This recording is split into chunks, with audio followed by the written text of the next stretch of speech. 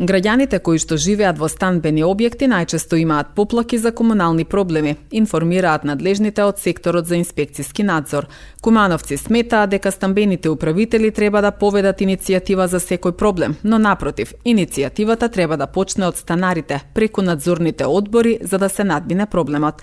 Проблем се јавува и кога треба да се интервенира во просториите кои што не се заеднички за станарите, велат надлежните. Најповеќе реагираат на комунални проблеми и тоа претежно нашите сограѓани поинаку ги разбираат овие станбени управители.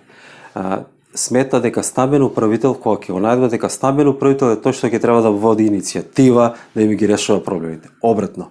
Значи, во секој станбена зграда мора да постои надзорен одбор и тој надзорен одбор значи да му дава налог на управителот што да сработи, бидејќи станува збор за средства од резервен фонд кои што тие ги правда тие пари.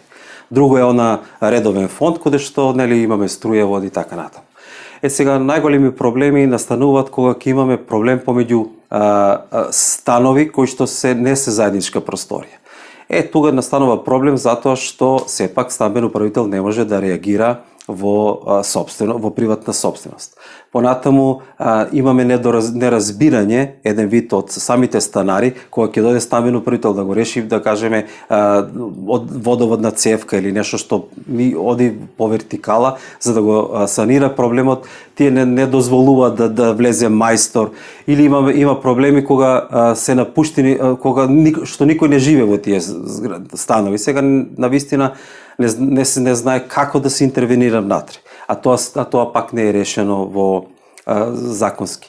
Од друга страна, да кажеме, ако има некои посебно проблеми се јавуваат во овие постари згради, каде што живеат лица, повозрасни лица, пензионери или лица кои што користат социјална помош, исто така, многу тешко се доаѓа до одлука за да им се реши одреден проблем.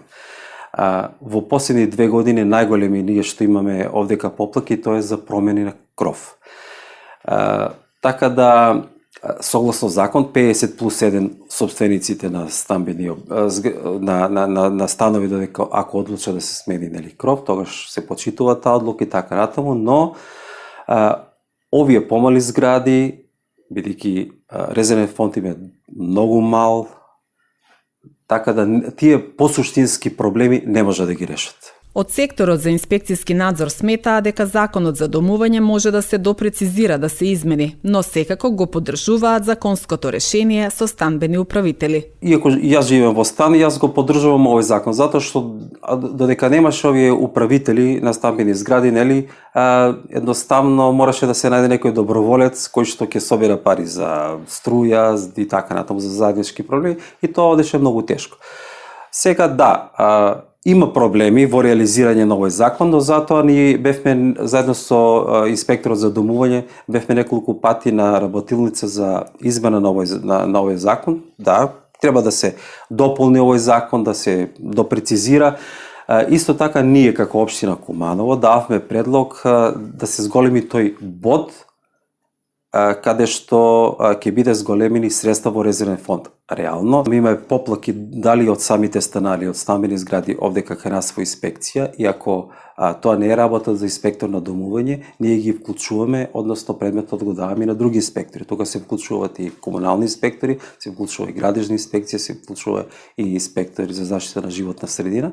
Така, или пак, ако тоа сепак не е некоја надлежност или станува збор приватен собственост во приватна собственост, тогаш ги упатуваме во судска постапка. Едукација за станарите и постојана соработка со станбените домари е клучна за домување и имплементација на законот за домување, посочува Бојковски. По мене, за живење во станбена зграда навистина треба одредена култура.